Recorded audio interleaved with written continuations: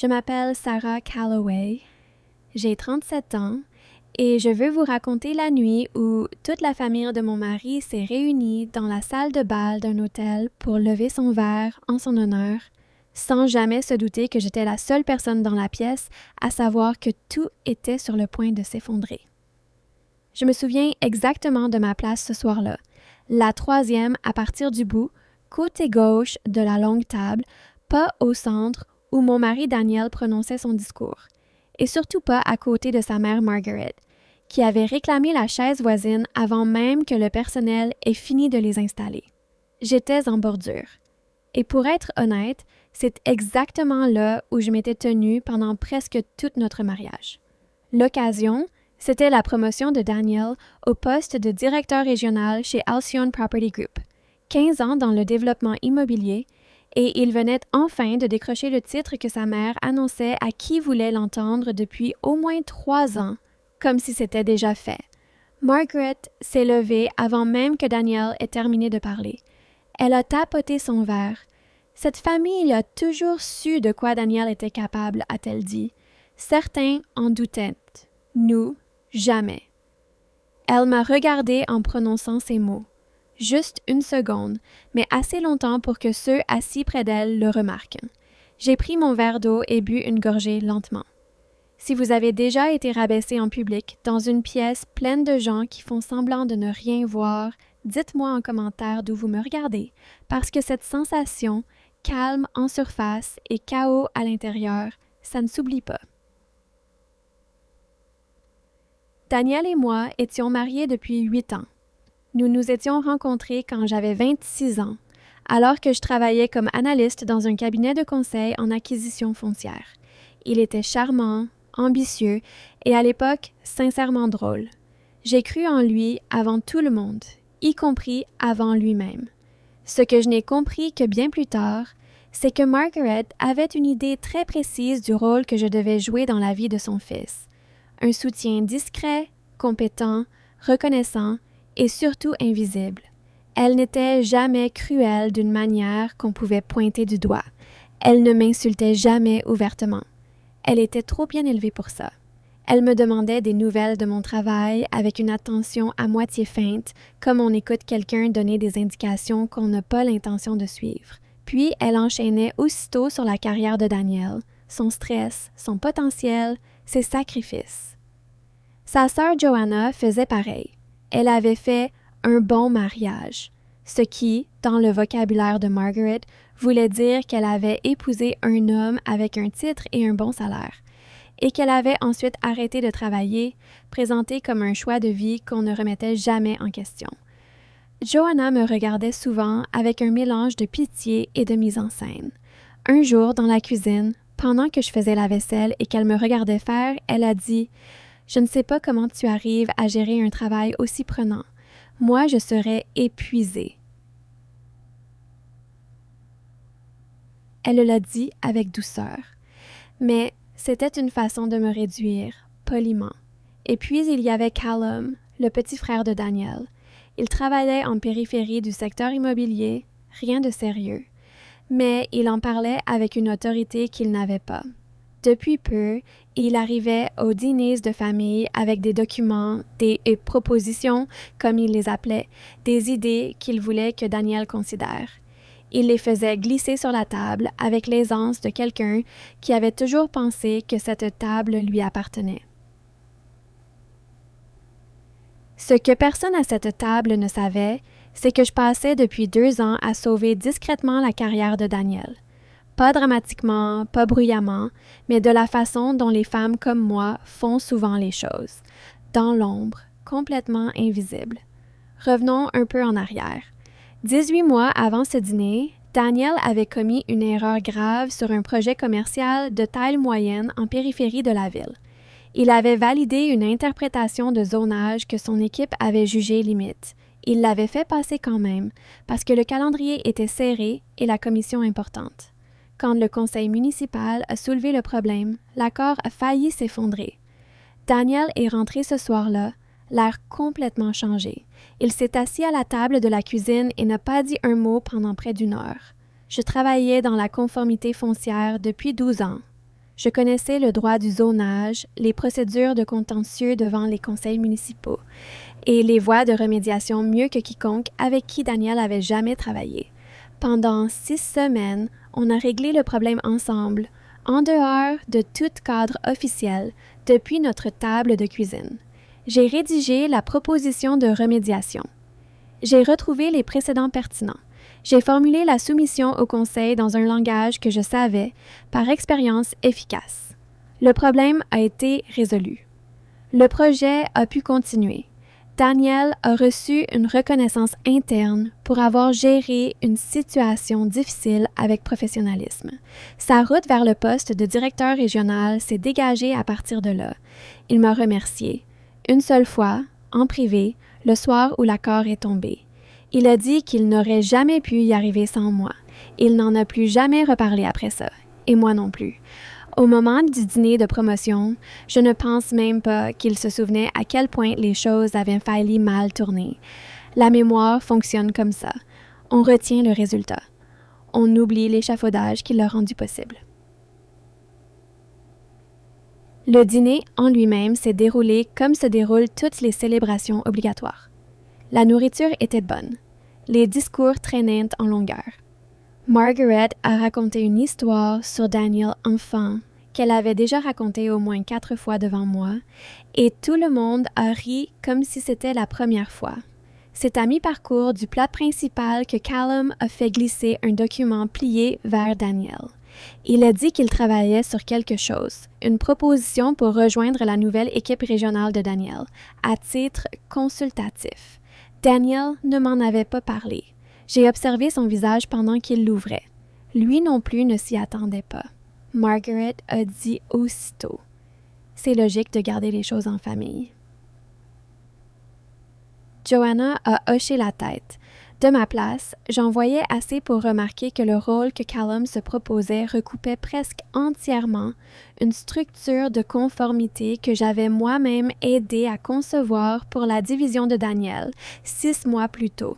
Mon nom n'apparaissait nulle part dans ces documents puisque j'avais contribué de façon informelle par l'intermédiaire de Daniel. Mais mon cadre était là, mon langage, ma structure, la séquence d'atténuation des risques que j'avais bâtie de zéro. Callum proposait de se faire payer pour un travail construit sur une fondation que j'avais posée gratuitement. Je n'ai rien dit. J'ai plié ma serviette, me suis excusée et suis allée aux toilettes. Je suis restée debout devant le lavabo pendant environ 3 minutes à passer de l'eau froide sur mes poignets, ce que je fais toujours quand j'ai besoin de réfléchir clairement. Puis je me suis regardée dans le miroir et j'ai pris une décision, tranquillement. J'en avais fini d'être invisible. J'avais rendez-vous le mardi suivant avec une femme nommée Dr. Ellen Marsh. Elle dirigeait le comité indépendant d'examen de la conformité pour l'autorité immobilière régionale. On se connaissait professionnellement depuis 4 ans. 6 semaines plus tôt, elle m'avait approché au sujet d'un poste consultatif formel dans un examen réglementaire à venir. J'y réfléchissais en silence depuis, sans en parler à Daniel, tout simplement parce que je n'avais pas encore pris ma décision. Après le dîner, je l'ai appelé le lundi matin et j'ai accepté. Le poste était rémunéré, officiel et assorti d'un titre. Mais surtout, il donnait accès à des informations. L'examen qu'elle dirigeait couvrait exactement le type de développement commercial dans lequel la division de Daniel se spécialisait. Toute entreprise active dans ce secteur pendant la période d'examen devrait prouver sa conformité au nouveau cadre, celui-là même que j'allais aider à rédiger. Je l'ai annoncé à Daniel ce soir-là, calmement, pendant le dîner. Je lui ai dit que j'avais accepté un poste dans un comité consultatif réglementaire. Il a levé les yeux. « Quel comité? » Je le lui ai dit.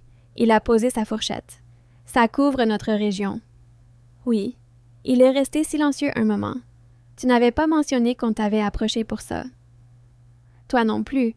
Tu n'avais pas mentionné la proposition de Callum, » ai-je répondu, sans dureté, juste avec calme. Il n'a rien trouvé à répondre à ça. Au cours des 3 semaines suivantes, mon nouveau rôle m'a permis de comprendre certaines choses qui ont tout éclairci. L'examen réglementaire avait identifié 3 zones de préoccupation dans l'activité de développement régional récente. L'une d'elles concernait directement les relations de conseil informel, où des personnes non qualifiées se retrouvaient à des postes proches de la conformité sans les accréditations requises. Le rôle que proposait Callum, je l'ai reconnu tout de suite, tombait exactement dans cette catégorie. Si Daniel avait accepté et que Callum avait commencé à opérer à ce titre, la division se serait retrouvée exposée sur le plan de la conformité pendant la période d'examen, avec des conséquences potentiellement sérieuses. J'ai consigné cela dans une note officielle, dans le cadre de mon rôle consultatif. Rien de ciblé. C'était une contribution standard à l'examen. J'ai signalé la tendance générale, sans nommer aucune entreprise en particulier. Le cadre suffisait à rendre clair ce qui constituerait un risque. Le Dr Marsh a lu ma note devant 3 autres membres du comité. Elle m'a regardé par-dessus la table et a dit « C'est exactement le type d'analyse structurelle dont on avait besoin.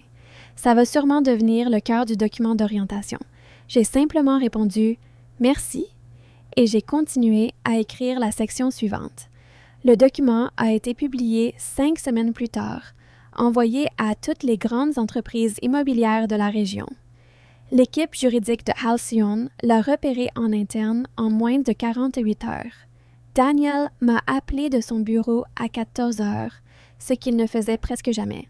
L'équipe juridique pense qu'on a peut-être une faille de conformité, un truc lié au rôle consultatif, a-t-il dit. Je sais, ai-je répondu. Il y a eu un silence. Tu sais, j'ai aidé à écrire le cadre. Un autre silence, plus long cette fois. Il est rentré tôt ce soir-là et s'est assis dans la cuisine, sur la même chaise que le soir où le problème de zonage avait éclaté. J'ai préparé du thé et posé une tasse devant lui. Si on avait pris Callum, tu te rends compte qu'on aurait eu une exposition formelle en pleine période d'examen réglementaire, a-t-il dit. Ça aurait été examiné par un comité dont je fais partie, ai-je répondu. Il m'a regardé. Pourquoi tu ne me l'as pas dit plus tôt? J'ai pensé à la salle de bal, au verre levé de Margaret, à ce regard qu'elle m'avait lancé.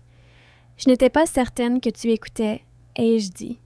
Il n'a pas discuté, et ça, en soi, m'a appris quelque chose.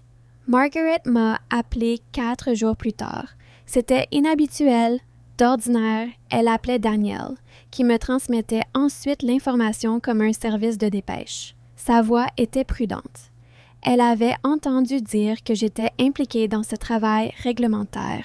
Elle a dit que ça semblait très sérieux, puis elle m'a demandé, très précisément, si le problème des structures consultatives risquait d'affecter les entreprises qui avaient déjà procédé à des embauches internes. Je lui ai répondu gentiment que je ne pouvais pas discuter des détails de l'examen avec des parties intéressées, exactement comme je l'aurais dit à n'importe qui d'autre. Elle laisse rester silencieuse un instant. Puis elle a dit « Tu as toujours été très dévouée à ton travail, Sarah. » C'était la première fois qu'elle commençait une phrase par mon prénom. Je l'ai remarqué. « Merci, Margaret », ai-je répondu avant de raccrocher. La proposition de Callum a été discrètement retirée la semaine suivante. Daniel me l'a annoncé au petit déjeuner en observant prudemment mon visage. J'ai hoché la tête et me suis servi mon café. Joanna m'a envoyé un texto le même jour. Daniel a de la chance de t'avoir dans son coin. Je l'ai lu 2 fois, puis j'ai posé mon téléphone face contre la table et j'ai fini mon petit déjeuner. Je veux être honnête sur ce qui s'est passé ensuite, parce que ce n'était pas une fin nette. Daniel et moi avons eu, pendant les mois qui ont suivi, une longue série de conversations difficiles. Pas bruyantes, mais lentes, prudentes, parfois douloureuses, sur ce à quoi notre mariage avait vraiment ressemblé de l'intérieur, et sur le fait que ni l'un ni l'autre n'avait peut-être été pleinement présent. Il a dit, un jour, qu'il pensait avoir pris la voie de facilité pendant des années, que lorsque sa famille avait besoin de quelqu'un à sous-estimer, j'étais la candidate toute désignée, et qu'il avait laissé faire parce que corriger ça aurait exigé une confrontation qu'il ne voulait pas affronter. Je lui ai dit que je comprenais, mais j'ai aussi dit que ce n'était plus quelque chose que je pouvais continuer à porter. Nous nous sommes séparés au printemps. Pas dramatiquement, pas avec des avocats à l'aube. On s'est assis à la table de la cuisine, celle-là même où j'avais sauvé sa carrière 2 fois sans jamais être reconnu, et on a dressé la liste de ce qu'il fallait régler, concrètement. Ce fut l'une des conversations les plus civilisées qu'on ait jamais eues. J'ai emménagé dans un appartement, dans un quartier que j'avais toujours aimé, mais où nous n'avions jamais vécu, parce que ça ne correspondait pas à l'image que Daniel se faisait de l'endroit où des gens comme eux devaient habiter. C'était plus petit. La fenêtre de la cuisine donnait à l'est et laissait entrer la lumière du matin comme il fallait. J'ai gardé mon poste au comité consultatif. Le document d'orientation que j'avais aidé à rédiger est devenu une norme régionale. Le Dr Marsh a mentionné ma contribution dans un remerciement publié. Mon nom, imprimé, sans que celui de personne d'autre n'y soit accolé. Margaret n'a plus jamais rappelé. Joanna m'a envoyé une carte à Noël. Je lui en ai renvoyé une. Callum, je ne lui ai plus reparlé. On me demande parfois si je regrette ces années passées à me faire toute petite. J'y ai réfléchi, honnêtement. Je ne regrette pas d'avoir aimé Daniel. Je ne regrette pas le travail que j'ai fait. Même les parties invisibles, la remédiation du zonage, le cadre de conformité, les heures passées à la table de la cuisine. Ce travail était réel. Il a aidé de vraies personnes. Il comptait, peu importe si quelqu'un le reconnaissait ou non. Ce que je regrette, c'est le silence que j'ai gardé sur ma propre valeur. Pas le silence professionnel, celui-là était parfois stratégiquement nécessaire. L'autre, le silence social. Cette façon de rester en bordure des tables sans jamais dire « En fait, j'ai construit une partie de ce que vous célébrez ce soir ». Ce silence-là n'était pas de l'humilité. C'était une habitude à laquelle je m'étais tellement habituée que j'avais fini par ne plus la remarquer. Je la remarque maintenant. Je travaille toujours dans la conformité. Ce n'est pas glamour. Personne ne filme ça pour les réseaux sociaux.